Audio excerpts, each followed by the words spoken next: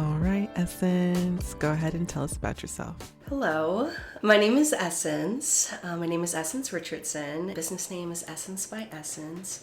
In my creative disciplines, where do I even begin? So I'm a multifaceted artist. My main disciplines include photography, painting, screen printing, drawing, video work, and color grading. And where are you from? I am from Wisconsin, small town in Wisconsin. Why Essence by Essence? What is the essence that you capture in your art? Essence, life force energy. Some may say soul, some may say origin, some may say star, light, heart. For me, it's all of those things, and it actually happens just to be my name, which is awesome. When I was thinking through taking my photography to the next level, starting to post and do more, it took me a second, but I knew I wanted my name to be involved. And so as a portrait photographer, one of my favorite things to capture is, of course, people. I just loved seeing the energy behind the faces that I was capturing, being able to capture them through candid moments. Maybe they weren't looking or a little bit off guard, and like to really see that light in their heart shine on the image. And I was like, oh my God, it's their essence. And I was like, wait, I'm Essence. Essence by Essence. Like, it was one of those moments, like, it just clicked. And what was so funny is I actually had the name written down for maybe 6 months at the time. I was doing a photography series before I even became a photographer of images that I wanted to take. It was called Natural Essence by Essence, which was a hair book, which more to come on that. But it was a book celebrating the natural hair of African-American women and men, specifically in Chicago. And I had the name Natural Essence by Essence. And it just, as soon as I was looking back at it, I'm like, it's clear, Essence by Essence. And I think right then I changed the name. And it was funny because I was actually talking to a friend about it, about like what I was going to name it and how it was going to happen. And as soon as I changed it, they messaged me and were like, did you just change your name? And I'm like, yes. Yes. And then from there, it's just been Essence by Essence. I love it. Yeah. Your photos capture such softness, intimacy, and joy within community. Tell us about your artistic process. I think I have so many processes that differ between mediums. I think for photography, one of the main things that gets me excited when I hold a camera is observation. I think the more I observe a space in a group of people or a community, I can kind of start to get an idea of like the energy of a person or a space, or, oh, this person is a musician and they always light up when they start playing the keyboard, or, oh, this person is talking to their friend and I can see the light in their eyes start to shine. And so it's like starting to build those relationships is number one for me. For me, any medium I touch, there's a level of intimacy. And when I'm taking pictures of people, even though I do take a lot of candid, I do a lot of kind of off-guard type of shots, I always like to make sure I honor the person that I'm taking the photo of. I always want to compliment the person. I like to make sure I can capture someone in a way that they would enjoy, and sometimes in ways they may have never seen themselves in. I do a lot of documenting at my church community, and one of my favorite times to take photos is during our meditation session. I have a very strong interest in personal prayer and the way people show up in their practices of prayer and their ways of faith. It has been a real honor to just be able to capture people in those moments, and I think when you take photos that are as intimate as the ones I try to capture, it's all about respect. And honestly, just finding the moment, like when to take your camera out and when not to. Because sometimes, even though, like, yes, it would be an amazing photo, or I would just absolutely love to capture a specific moment, there's like a level of intimacy that I have to balance of like, okay, is this something that is personal to them, or is this something that can be shared with the public? And so that goes into my process as well too. I think, especially in the specific communities that I shoot in, like churches or other kind of sanctuary spaces, there is this line that you have to walk, and I always try to be respectful. So definitely relationship building, making sure to honor and respect the people that I'm taking photos of, and just making sure I can capture them in a way that's true.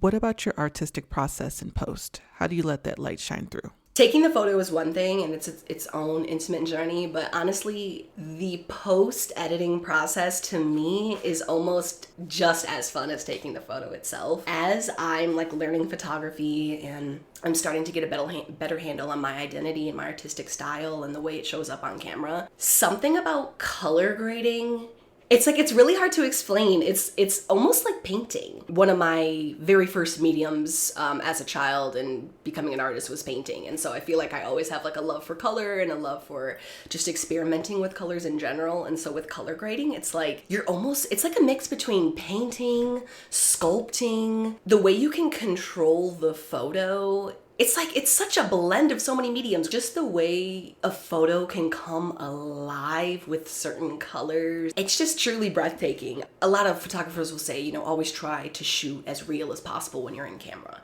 And that's 100% true. I think for me though, it almost adds a second artistic layer to the photography when I'm able to manipulate and control the image the way I like to. And so a lot of the times, like, I'll keep the style natural, but brightening the colors, like changing the tone, it can really just match the essence that I saw originally. It's a really fun process. Why community archival? Community archival was a term that I learned this year. I've always had a very strong desire towards community. The environment I grew up in a small town, there just wasn't much of it there. And the ones that were there were not aligned with the ways that I wanted to show up and my own identity. Black woman as an artist. So coming to Chicago and being part of spaces that really allow me to shine in the way that I am, it just was 100% clear that I wanted to take photos of that. I think for me, it was almost like a way to solidify my new life. I think having pictures, it almost made it more real, especially like growing up. There were so many times where I unfortunately actually deleted a large portion of my social media or things like that. I mean, of course, when you're a teenager, Instagram, Snapchat, that's, basically your life at that point. Anything you post on there is who you are. And if it's not on there, then it's not you. Kind of going through that shift where I deleted everything. It was gone. There's just years of my existence that I don't have documented. And for me, there's parts of myself that I wish I could look back on and wish I could just interact with visually and like, oh, what was I doing when I was 12? Like, what was I wearing when I was 13? Like, what was I doing? What did my friends look like? What did my school look like? What did my town look like? Just a moment of just trying to remember. And I think when I came to Chicago, it wasn't honestly like an outward intention or something I even spoke about, but in my heart I always knew like I want to remember my time here. There's something really special about this city, and there's really something special about me being here in this time that I don't want to forget. And so it just became natural. I think the term archivist came from interacting with more documentarians, more historians, more like museum type of photography. And as I was like interacting with it, I'm just like, wait a minute. I've been doing this for like 2.5 years at this point. And so yeah, that kind of just stuck and it feels right. Now that all of those photos of you are gone, do you feel like that version of you is gone too? I honestly think about this a lot. The person in the photos, I don't think that person is gone. I believe she's still inside me. But the part that I miss the most about the photos is my interpretation of the moments. What my eye was drawn towards. What I found exciting at the time. I mean, I can of course recall bands, music, TV, movie, like all those type of things. But those little, selfies I took in the bathroom with my childhood best friend, or just things we did after school and things of that nature, like just, we have our memory, but something about photography just makes it solidified and it gives it almost like an anchor point. And so, that person is still in me. Honestly, I feel like I've been communicating with her more as I lean into my artistic journey and my photography journey. I just wish I wasn't so stubborn about like journaling at the time. I was a very emotional child. I still am. But I think like a lot of the times I like let self-criticism get in the way, or I let judgment or insecurity. And so I think during that time I was just so angry with myself in life that I was like, I don't want to even think about this. I don't want to remember this. And now, like, looking back, kicking myself in the butt, like, of course I want to see this. Like, why would I not want to see little me? Like, even now in my photography journey, like, I'm realizing, like, I don't have that many pictures of myself. Thousands of pictures and videos. Certain people that I interact with a lot, like, I have an entire archive of them, which is something I'm putting together to present. But I'm so grateful and thankful that I started this journey, because when I'm 40, 50, 60, 70, 80, like, all I'm gonna want to do is remember what I was doing in my 20s and what I was doing in my 30s. So yeah, she's still here, but I really wish I could see more about what she was interested in, you know, what she was looking at. That's kind of interesting, because the past version of you through photos exists through the eyes of others, and now the current version of you exists through the eyes of essence. Exactly. And honestly, like, that really speaks to the name, like, Essence by Essence. It's like, through my eyes, through my own essence, I'm interpreting the essence that you're presenting to me. And that is just one of the most special things to me. Okay. You ate that. Tell us about what brought you here to Chicago. Oh, yes. So the short answer is my mother brought me to Chicago. But the long answer is, before COVID, I was actually looking to leave the US and move to Portugal. If anyone has ever... Oh my goodness, so we're going to talk more about Portugal, but it is just such a magical space. And through the research I was doing, I'm just like, the US is insane. I'm ready to go. I traveled abroad in high school and I really, really, really enjoyed it. And I just knew, like, from that moment on, I'm like, just waiting for my time to finally go ahead and make that jump. And so pre-COVID, I'm planning this trip. I'm applying for residence citizenship and, like, getting my visa in order, and literally was about to dip out at that point. Of course, come spring 2019, when I was planning everything out, and come COVID, and everything's done. And so a lot of my plans ended up halting. My education plans changed. My living status changed. I moved another city in Wisconsin. It all kind of fell through the cracks. And so at that point, I just was so unhappy, because I just wanted to be in a different type of environment. And I was living on my own at the time. And when all of this transpired, I actually ended up moving back in with my mom. I wanted to save some money, like, for traveling once this ended, thinking it was going to be some, like, you know, couple month, you know, fiasco. As the time went on, my mom and I both were like, something still isn't quite right. And so it wasn't until a few years later, we just decided, like, you know what? Okay, we're not going to leave the country, but we are going to move. When I tell you these stars aligned, God really did his thing. Coming up on 4 years. Oh my goodness, like, I don't even know how to describe Chicago. When I think about Chicago, I always think of rebellion. Coming from a really small town where everything's very cookie cutter, I think it was an amazing culture shock to see people just existing in such expressive ways. I think when I moved here, it's like I'll have to go back and, like, look at, like, how my style has evolved and, like, how my hair has evolved and, like, everything like that. But it is just such a beautiful city when you're looking to find a way to express the you that you've always known you've had inside of you. Being in a space where other people are taking those risks, it is really truly like nothing else. Being around creatives, being around artists, being around people who do what they want, and not in an arrogant way, but in a, I'm choosing me. I'm choosing my life, I'm choosing my future, I'm choosing my artistry, and I'm not going to allow certain social hierarchies or structures stop me from existing. And I think coming from a small town, that seemed like a very foreign concept. I think even today there's, like, certain things I'm like, wait, you can do that? Like, you can put beads in your hair and wear scarves and hats together? Like, it seems so simple, but it really shined a light of just how silent and small, like, I felt I had to be growing up. It has just been such an evolution. Now, don't get me wrong, Chicago definitely has its moments. Someone described it to me as having a big personality, and that is very correct. Even through all of the things that Chicago is,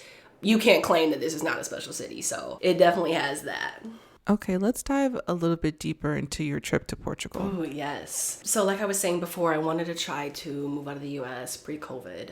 One thing that really drew me to Portugal was one, its leisure lifestyle. One thing for me, I never really had the word until I moved to Chicago, but just the force of capitalism on our bodies and the rat race and the constant moving and doing and having to work and produce to feel and be something was just honestly a narrative I've never subscribed to. And I think in the environment I grew up in, it kind of seemed like that was the only way. And so as I got older, I just knew there was something more. I knew there was something else out there. When I was doing my research, Portugal was one of the highly rated places to travel as a Black woman, as well as a solo Black woman, just due to the safety of the country. And then also just the leisure and like kind of playful lifestyle that they live, which after I went, I saw that to be completely true. When I was looking into it, obviously those things were important to me, but like I said, also the representation, the racial representation. What I didn't know is that there's a large number of Black Americans who retire in Portugal, just due to some of the lifestyle changes and the food and the weather. It made me really happy in my choice to choose a place where I would see people that looked like me. And so that was kind of some of the main reasons I decided to go. I think once I got there, it completely exceeded any and everything that I hoped it could be. One thing, it's like hard to explain. It's like, it just is such a magical space. I think between the weather, the slow paced living, passion, and just like alive from the interactions that I had. They don't take their life for granted. They really prioritize fun, play, family, relationships, community, really being present in the way they show up. People in conversations were engaged. I was able to sit at a restaurant and eat for 3 hours without like feeling like I'm being rushed, or actually just more invited to slow down even more. I think it was a little bit of a transition for me because I'm like, let's do this and let's do that and let's do this. And they're like, well, we're just gonna hang out here. And I'm like, hang out? I'm like, wait, we can do nothing? Which honestly is why I went, but I think in practice it was a little bit harder than I expected it to be. And so I think that was really just the magic of I can exist and find happiness with less. It was more about a relational building and relationship building than it was about what you were wearing or how you dressed or how you had your hair. People were actually interested in hearing like who I was as a person, which made me super happy. I think what aided in my experience and kind of my love for Portugal was that I did stay in hostels. It's kind of a mixed bag, but I think for me, it was beautiful. It was really, really beautiful. I think being able to interact with young people who are alive and ready to live and ready to do and be and exist in this world was something that I really looked forward to, and it was just met with complete validation. I remember when I first got there, I checked in and there was a ton of people down, in the little common space, and I was like, oh, I'm just gonna say hi, I'm gonna go to sleep, and they looked at me and they're like, no, you're not.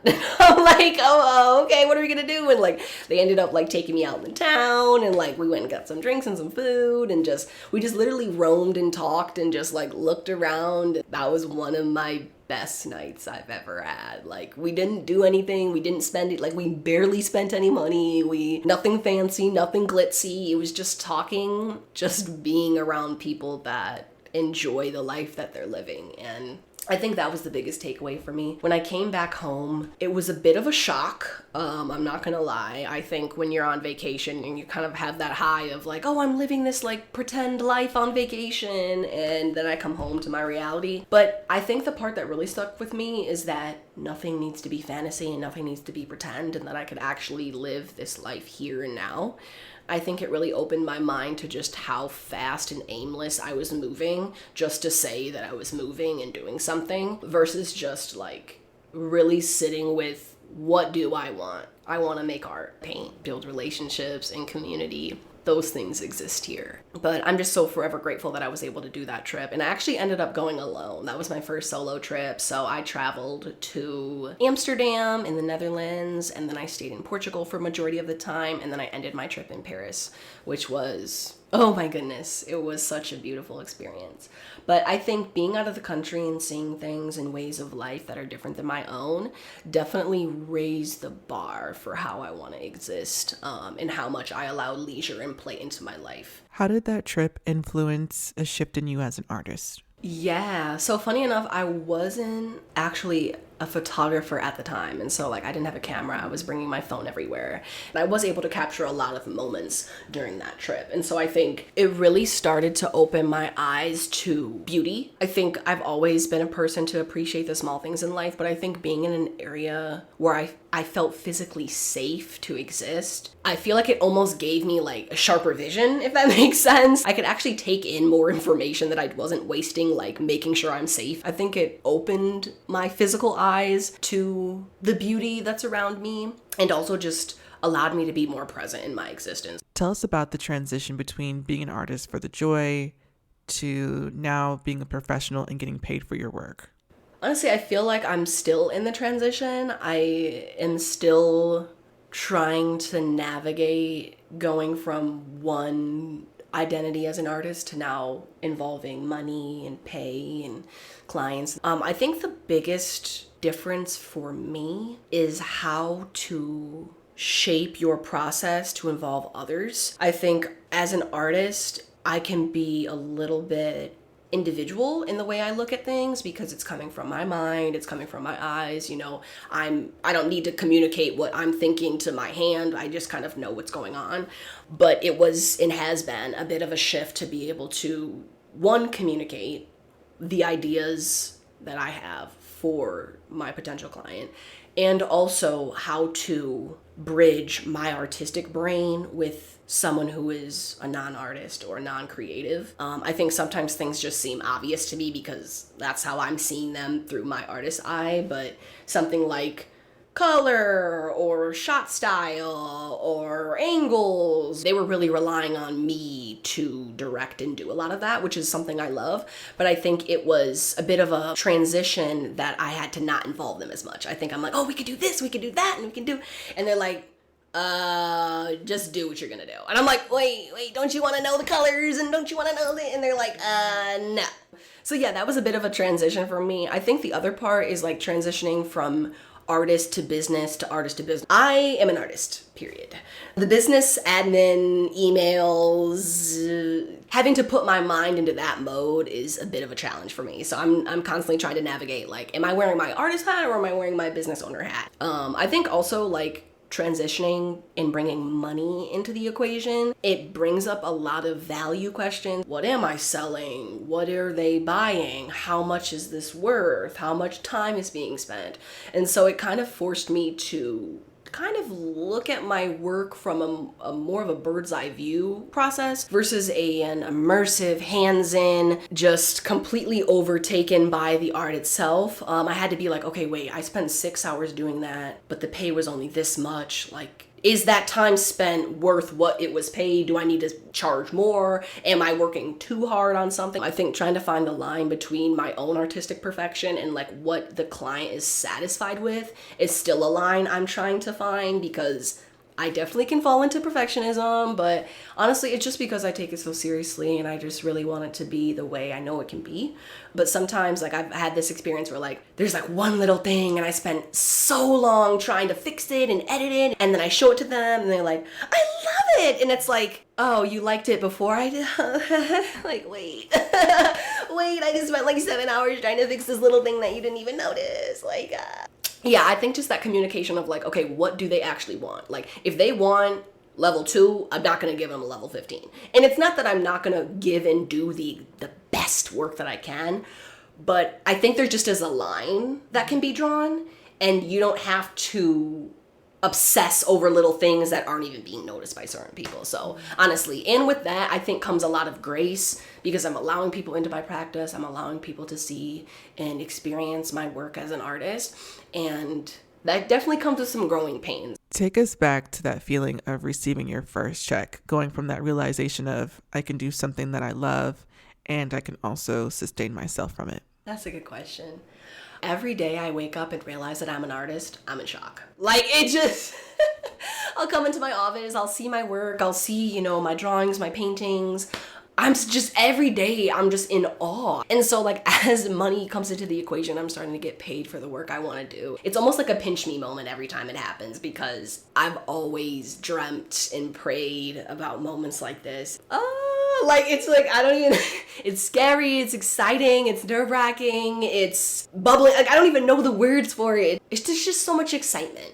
I think with me being in the early stages of my career, I'm still in that, like, this is real.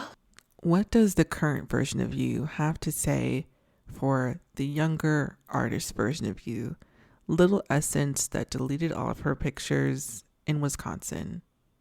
What advice do you have for her right now? There is nothing wrong with you. You are not too much. You are not too silly. You are not too vibrant. You will be in spaces that love you for you. It's coming. And it seems like it's so far away, but in hindsight, it's just around the corner. And I just wish I can hold her and just say that everything is all right. You're gonna leave this place and you come to a place where you're not only loved, but you're celebrated. Your work is being noticed. Not that it matters that you're getting attention, but I think little me really had a hard time grasping that anybody could like me and that I just was completely unlovable, and that is so far from the truth. You're not trapped, and you've never been. I would encourage her to rebel more, break out of that box, and fuck them. You can be you. You can be Essence. You don't have to shrink or be someone for them to understand, because they never will. They never will. The only thing you need to know is that you understand you, and that you have a voice, and that you have things to say. And it's just a matter of time before you get the platform to do it. That is